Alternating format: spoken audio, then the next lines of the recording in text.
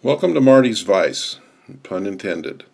Tonight I'm tying a Tabou Caddis. This is a little caddis emerger. It's a Steve Schweitzer pattern. Uses a Whiting Brahma Hen with Chickabou patch. Off of that pelt we're going to use one feather from each end, and the only other material is a piece of stretch magic for a rib. So very simple fly, not a lot of materials, and very effective. We tie a lot of them, sell a lot of them, fish a lot of them. The hook I'm using is a DaiRiki 285. Any similar hook with a little drop at the back would be acceptable.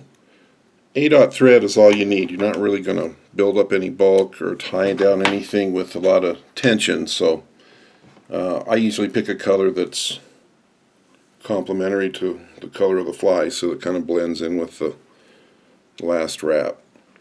Now the stretch magic is a craft material. I think they used to string beads on it and make necklaces and other little jewelry things. Very stretchy, great body material, lots of uses for it. Now the first feather I'm going to use is a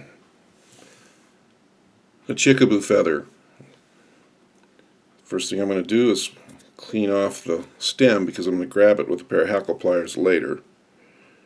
Now I'm going to stroke a few fibers away on the sides, and those are going to be my legs as I wrap it. The rest of it I'm going to stroke back until I've got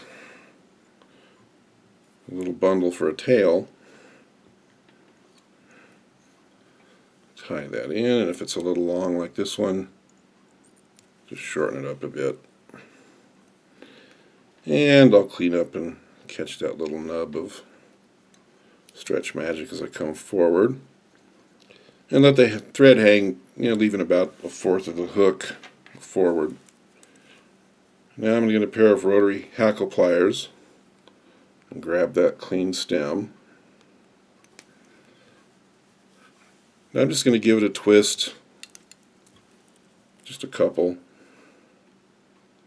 Not trying to make a hard rope out of it. I just want to kind of keep it together to even out my wraps as I go forward. Nice shaggy body. As I approach the thread, now I've got a lot more legs than I need, so I'm just going to peel them off the near side and make my last few wraps like a soft hackle. Just stroke those legs back.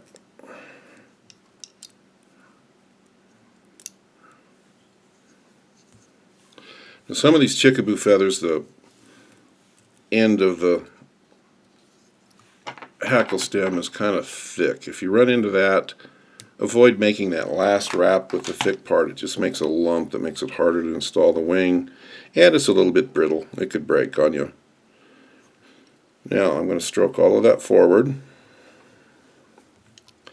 so that I can come forward with the stretch magic. This one is Chartreuse. It's going to sink down into that fluff, but when it gets wet it'll show up again. Now when I get up to the legs, I'm just going to hold the stretch magic straight up, stroke all the legs back, make a couple of tight turns in front. This is just a very quick way to tie that off.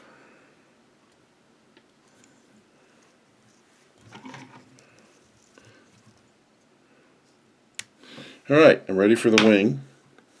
For the wing we're going to use a feather from the other hand of the Brahma, typical soft hackle, really good speckling on these things.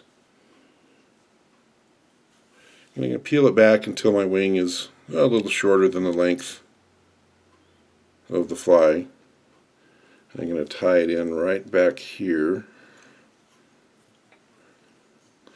And I made those wraps kind of loose so that I can jockey the stem around and make sure I get it up on top.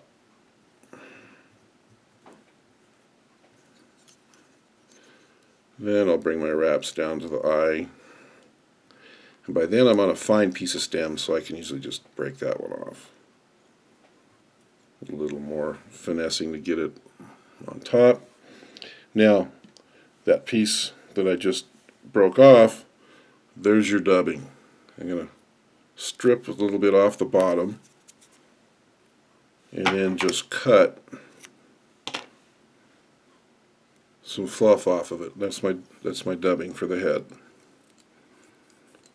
It's going to be messy. Don't expect to make a neat noodle like you might with superfine. This one's meant to be shaggy. And just build a ball for a head. If you get a few strays out, I like to make my last turn right down the middle of the ball, bind everything down, and then jump to the front for a whip finish.